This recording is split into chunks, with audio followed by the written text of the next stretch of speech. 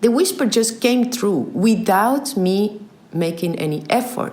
And the whisper was saying to me, listen.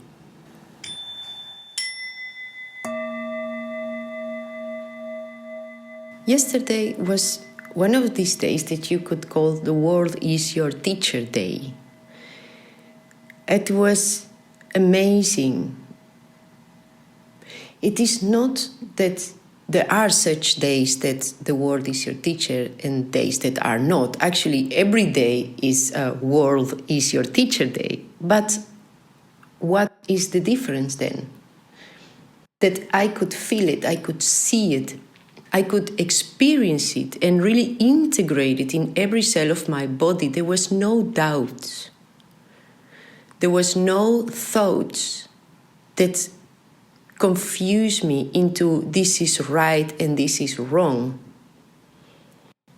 The teaching was huge because it was about something very particular that happened in my work with the kids, but also about what is wrong is actually right. It really taught me to see the happenings of life, that things happen, like the mistakes that I make, there are actually no mistakes. So it was a double teaching. These kind of things are happening to me since I am busy with the Akashic records. Since the time that I started to do readings and connect to this other realm of energy. Akasha is the realm of the higher self. It's like the bigger picture, it's really another dimension. And by connecting to that dimension, I also download that dimension into here. What am I saying by I download? It's not that I am doing it consciously, it's just happening. The dimension of the higher self is really getting down into my physical body so that I can experience things in a different way, like yesterday. So I'm going to tell you the story. I work also in a daycare for children. What happened yesterday is that one of the kids tried to throw a toy over a place that is not allowed, so I told him not to do it. He did it anyway. Then I told him, okay, then your toy is going to stay on the other side until you go home. And the kid went to the other side, got the toy, and came back like I'm going to continue playing anyway. Then I told him, I just told you something. And then he said, yeah, but I want to play with my toy. And what I did then, that it was wrong, is taking it from his hands. Pedagogically speaking, I suppose to ask him to give it to me. Because, of course, it's not a good example. Take it away from his hands and then asking the kids, you should not take away toys from other kids. I mean, that was wrong. But I did it. I did it wrongly. And while I was doing it, I was thinking, oh my God, this is all wrong. This is not how I supposed to handle it. And the kid started to scream. And then he got very, very, very stressed out. And he was screaming and screaming and screaming and screaming and screaming. And I was holding this toy in my hands high. And he's a small kid, 5 years old and a very small.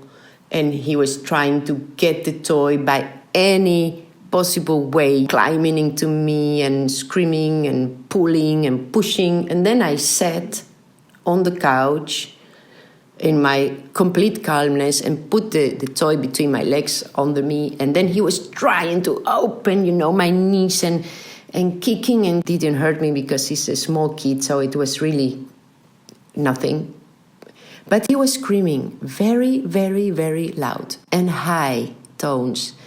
And I have hypersensibility in my ears. So when I am in my work and all the kids start to make noise, I notice that compared with my colleagues, I have a very different range of being able to to manage that. And I immediately ask the kids, please slow down the voice, etc. When there is music, someone is singing and I have to talk and tell a story, I cannot.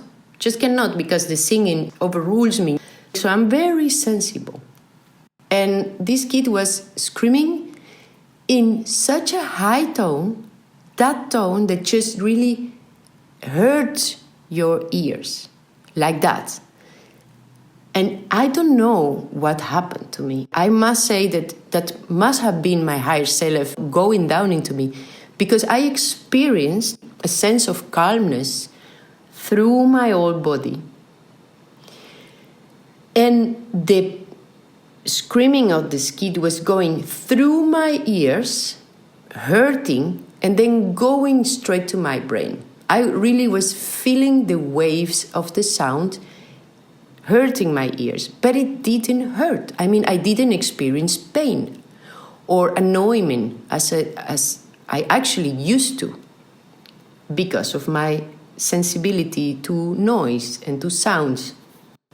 And at the time that was happening, okay, my brain was going like, observing myself, what is going on in me? How is this possible? I was so calm. Also thinking, okay, I cannot give it the toy now, because if I do it, I'm going to support the fact that if you scream, you get what you want, not what you're supposed to do. And at the same time, I was also wanting to hug him, because I saw that he was really, really stressed, and I wanted to help him, but I couldn't. I tried to talk to him, to offer a solution, like I will put it in your bag, the toy. But he wouldn't listen, he wouldn't stop screaming. So it was not possible to communicate with him. I wanted to hug him, but he also didn't want to get a hug. And I was hoping, also thinking, okay, he will stop. I will just wait until he stopped. But he wouldn't stop. He was continue. The whole group of kids stopped playing. And it was like the biggest theater piece ever. They all stopped playing, got really frozen on their places and looked at us like, what is going to happen? And I also have a girl that is helping me for her internship for the school, and she stopped doing what she was doing, and everybody was looking at us. And okay, it was like a magical moment somehow, though everything stops. And everything and all the attention, everything was focused on that situation, on that moment. And I hoped that the mother came. I hope that his mother comes, or someone comes to see this. And yes, I see through the window the bicycle of the mom. The mom comes sit with a face like, oh my God. She was hearing his son, of course, from outside. And then she has a face like, oh. And then I say, come, Mama. Come to us. And then she came, she sat next to me on the couch, and she hugged the boy and say like, oh, come on, calm down, and hugging. And he was hugging his mom, and then screaming, and then slowly slowing down and getting more calm and stopping to scream, and then like the breathing, and then calm down. And then when he stopped making noise and screaming, then I say, okay, now I'm going to put your toy in the back of your mom. So I did. And then he started to calm down even more and more. And then the mom say, well, she was worried. She asked me if he tried to hit me or hurt me or something. And then I say, no, that's okay. You know that nothing really happened. It was just this screaming. And then the mom say, well, I know this of my son. He's very calm, but when he flips and he goes into this angry, then it is like at once, and it goes like boom, all the way. But he never does it at the school or outside the house. He only does it with mom and dad. And she says, so that means that he feels very safe with you. And for me, that was, okay, the first compliment. Now, next to the point that I was experiencing this, I don't know how to say, I was wondering why this high and strong screaming do not bother me like normally do. That was the first thing. And then the second confirmation was that The mother told me, he feels safe with you, that's why he does it. And then the mother was really happy that he didn't get angry. And I say, no, of course. I mean, there was not one hair in my body that would feel anger or even think about to get angry. I was feeling actually a lot of love and compassion. And I was feeling so behind all the thoughts. And here is when Akasha comes, when the other realm comes. Behind all my brain, going like really fast, thinking what to do, how to handle it, what is going on. Behind it, all that, it was a feeling. And it was like a whisper, because the higher self always whispers. And because of having regular connection with Akasha, I get more trained into listen to the whisper. So you, we, not me, like me, the person, it is possible for all of us to get connected to that whisper when you train it. The whisper just came through without me making any effort. And the whisper was saying to me, listen. Listen to him. This kid wants to tell you something. He wants you to listen to him. And that's why he was screaming so loud and not stopping. And that's what my whole body felt like. Now you have to listen to this. So at the same time that I was thinking of everything, I was listening with another part of my being, with my, call it my heart or my soul or my higher self being present. That part of me was listening, and it was also feeling, and it was feeling this is not because of the toy. I mean, the toy is the trigger, but this is something that goes much deeper than this situation. It's much older than this kid, that 5 years old. There's something that you have to listen to. This kid wants you to listen. And then it's the soul-to-soul connection.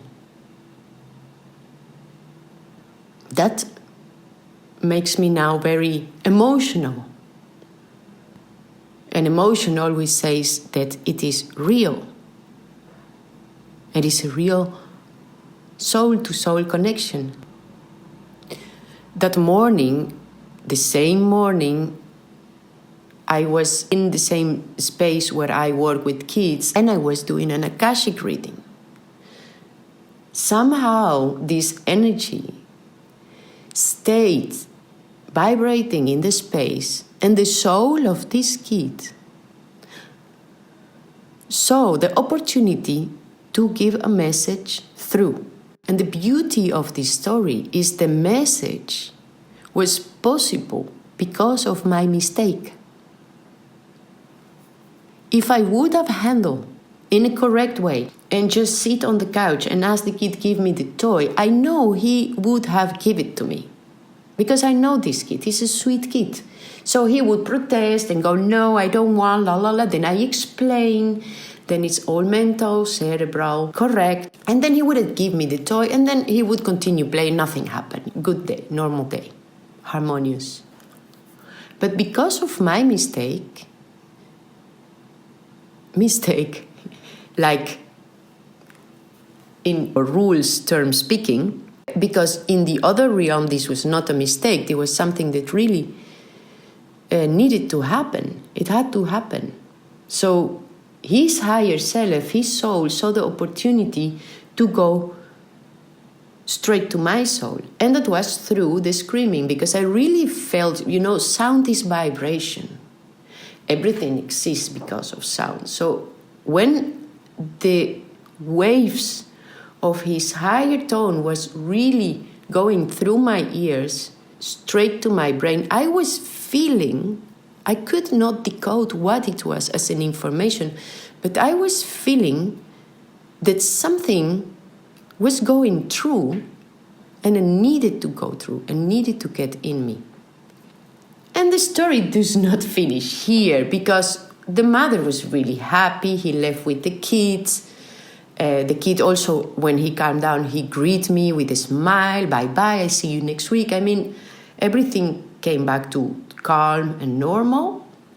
And then when I finished my day of work, I took my bike, and it was like amazing. Like I had to stop to send a message, and I had to bike really slow because of circumstances, and then like everything brought me to a cross point in the street where I see the mother and the kid cycling. Before that, she sent me a short message of thank you. And I needed to respond. I said, I'm going to tell her this. I don't know if this mother is open to Akasha and other realms and higher self. I have no idea. You know, sometimes these two words are parallel, but if you don't talk with someone, you don't know if the human is open to it or not. But I decided I'm going to just tell her. And then I answered the message telling her, next to this job, I also do Akashic readings, and I really felt something beautiful in what happened today. And I really felt that this kid wanted me to hear him. I also feel that this kid wants me to help him with that thing. But I didn't say that to the mother. He wants help because that means, something is wrong with my kid. He needs help. So I just left it totally open. He wants me to hear him. Okay. And then I left my job and I crossed the mother again. And the kid was smiling at me. He was sitting behind her bicycle, coming from football, and he looked at me like shiny and smiling, and he was making conversation with me, telling me all about his football shoes and football socks and all this, like really happy. And Mama again told me, yes, I'm really happy about how you handled this today. And then I told her, yes, I just sent you another message. And she said, I didn't see it yet. And I told her, I feel even more connection with your kid right now. And especially his communication to me at that point was a confirmation. The fact that we cross each other, like I always go there and I never cross them in years. And he was shining. He was so happy. More happy than normal. Normally, when I see kids after the work or in another situation, they are small, they feel shy. That is my teacher of the daycare. They tend to have this image of you that you belong there, to the daycare. You do not belong in the street or in the supermarket. You are just the teacher. They have this image, so they get really shy and almost don't look at me at all, and sometimes they just wave shy. And this time, this kid was like smiling and talking and shining. And for me, it was again like, okay, this is a confirmation again. This story, it is to be continued. Because I know and I got now enough confirmations that I'm going to continue having these open contacts, soul to soul with that kid, and just be there. Just be present. The next time that I go to the daycare and he's there, I'm just going to be open and present and see what happened. Thanks to the connection with Akasha and the connection with my higher self, I got this beautiful, amazing, beautiful connection with the soul. And I also got a teaching for myself. What is wrong and right is not as we think it is.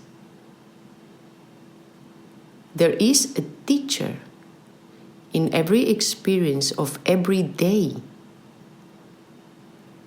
is just the mind that makes us suffer from the mistakes we make, the mistakes of the day when something goes wrong, the mistakes of others. That is just the mind. And the mind without a soul is lost. It just doesn't know. It's just jump. Like the Tibetan Buddhism says, like a crazy monkey mind jumps from one to the other thought, trying to figure out what is right and what is wrong, but is lost without the soul. The soul can tell you, this was right. And the soul can really tell you when something is wrong also. And it's different than what the mind thinks. So my fellow human beings, I really recommend you to connect to your higher self in any way. It doesn't matter how you do it. It will bring you back to the seed, to the center of who you truly are and what is the truth of the experience in this human life. Through your higher self, you know that you don't have to achieve anything. I don't have to become a famous Akashic reader to be able to do this job, this task that I have to do with this kid. It just happened. When you align yourself with who you truly are, things happen. You walk the path and a window opens and a door opens and the path gets smooth and you feel happiness, you feel connectiveness. And that is really a way of feeding the heart, feeding the soul for the moments when you feel dark and you feel bad and you feel unhappy, because they will come. They always come. But when you have enough trust in your path, in who you are, and that you are living your true existence, then you can go through these dark moments.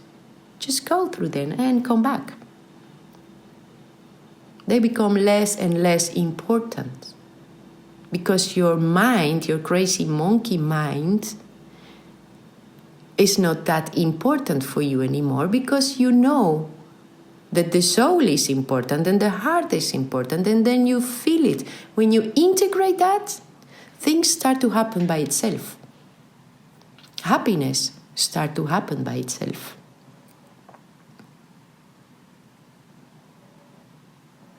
This was my story of the day. I hope you enjoyed. I hope it inspired you to do whatever you feel that you want to do to get closer to yourself. Have a good day or a good night. Have a good life. Thank you for listening.